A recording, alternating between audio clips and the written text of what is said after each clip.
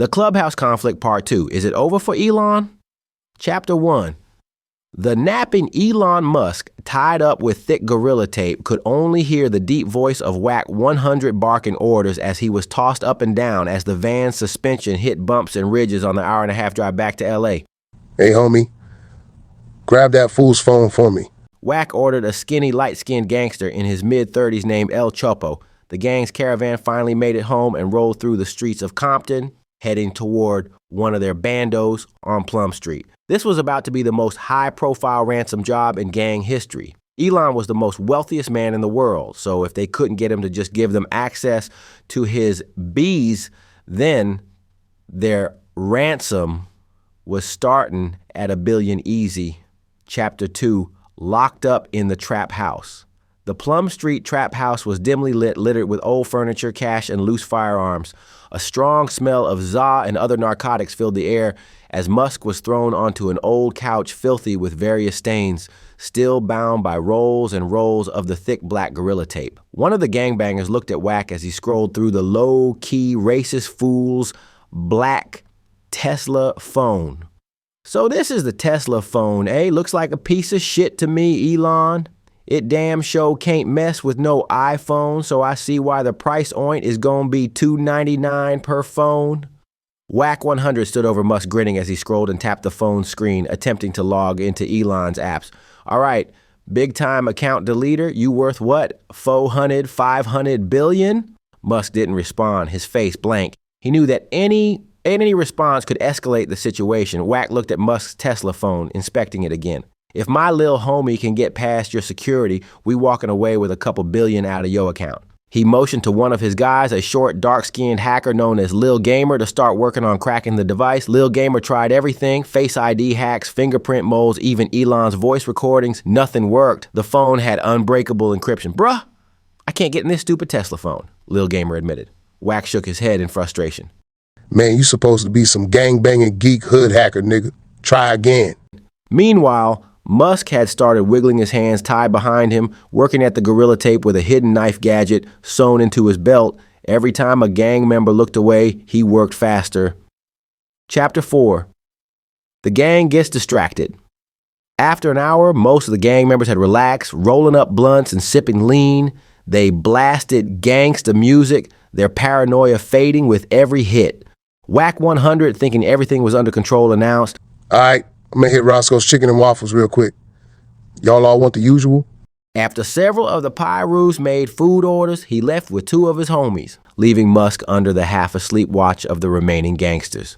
Lil Gamer, if you can't crack that phone by the time we get back, we just gonna torture this fool until he give us what we want, then dump his ass out there in the desert on the way to Vegas, he said, staring at Elon, who had begun sweating profusely. Chapter 5. Musk makes his move. With everyone distracted and Whack 100 out of sight, Musk finally freed his hands. He lunged for his phone, which Lil Gamer had laid on a nearby end table, having given up trying to break into it. Musk quickly snatched it off the table before sprinting toward the nearby smelly bathroom, locking the door behind him. Yo! He loose! One of the gangsters shouted as the room erupted into chaos. Musk locked himself inside the bathroom, his hands shaking as he frantically dialed a name in his contacts. The president himself. Donald, I need help. I need you to send the FBI, LAPD, and anyone you can to the address at the location you see my phone at. There was silence before Trump's voice came through, cold and dismissive. Is this Elon? I'd love to help you, but your bratty-ass little boy embarrassed me in my own Oval Office back in February. I think you can handle this one on your own, pal. The line went dead. Musk was on his own, but vowed to get Trump back as soon as he could make his way out to Washington. Chapter 6. The secret feature. Musk took a deep breath. He wasn't finished yet. His off-the-market Tesla phone had a secret feature that made it better than any stupid old Galaxy or iPhone. A built-in emergency distress signal that, once activated, would alert law enforcement and send them his exact location. Musk pressed the button. Within seconds, his distress signal was sent out to LAPD, the FBI, LA County Sheriffs, and even SpaceX security at the nearby Santa Monica hub. Bam, bam, Bam! The gangsters were kicking in the door. You bet not be calling nobody nerd-ass motherfucker, one of them shouted, flying off its hinges. Several fists and Chuck Taylor Converses rained down on Musk as they pummeled him into the grimy floor before tying him up again. There may be rumors of me breaking up with Travis, but who cares about that? Right now, y'all need to smash the like button and subscribe button for my favorite YouTuber, GK David II. His stories are so crazy. We all know they're not real, but still the best shit on YouTube. They're like mini movies. Chapter 7, Wack's Escape. Meanwhile, Wack 100 and his crew were pulling back up to the trap house with bags of chicken and waffles when they saw it, a sea of flashing police lights. It looked as if every law enforcement in town had showed up. Local Compton PD, a few LAPD officers, LA County sheriffs, FBI, and even SpaceX security personnel from nearby Santa Monica who just so happened to be cruising near the area.